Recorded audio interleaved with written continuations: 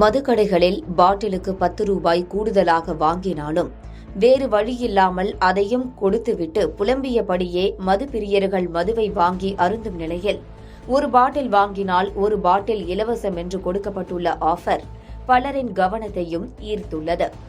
அதிரடி அறிவிப்பால் மதுப்பிரியர்கள் கடை முன் வரிசை கட்டி நின்ற வீடியோ வெளியாகி சமூக வலைதளங்களில் வைரலாகியுள்ளது. என்ன நடந்தது, எங்கு இந்த ஆஃபர் கொடுக்கப்பட்டது உள்ளிட்ட தகவல்களை பார்க்கலாம்.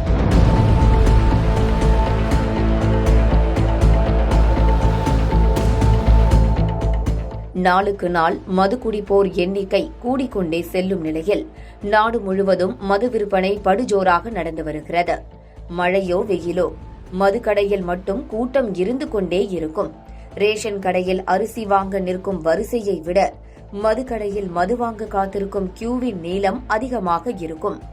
ஆம், எவ்வளவு நேரமானாலும் மது பிரியர்களுக்கு மதுவை வாங்கி விடுவது பெரிய டாஸ்காக இருக்கும்.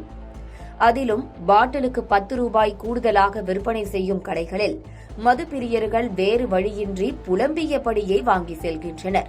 இந்த நிலையில்தான் உத்தரப்பிரதேச மாநிலம் நொய்டாவில் சில கடைகளில் buy one get one free என்ற ஆஃபர் கொடுக்கப்பட்டுள்ளது. இதனால் பலரும் முண்டியடித்துக் கொண்டு மதுக்கடைகள் முன்பு குவிந்துள்ளனர்.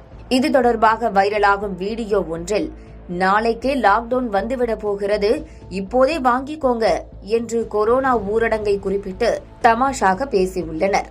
நொய்டாவில் வெளியான இந்த அறிவிப்புக்கு காரணங்கள் இல்லாமல் இல்லை. ஆம், இந்த நிதியாண்டு முடிய ஒரு சில நாட்களே மீதம் இருக்கும் நிலையில் ஸ்டாக்கில் இருக்கும் பாட்டில்களை விற்று முடிக்க நினைத்த விற்பனையாளர்கள் இப்படி ஒரு ஆஃபரை கொடுத்துள்ளனர்.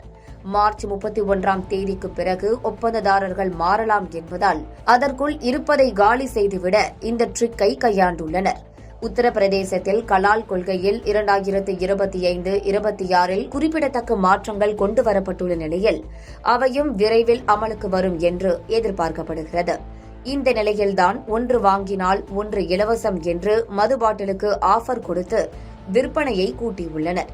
இது தொடர்பான வீடியோக்கள் இணையத்தில் வைரலாகியுள்ள நிலையில் பலரும் கருத்து தெரிவித்து வருகின்றனர்.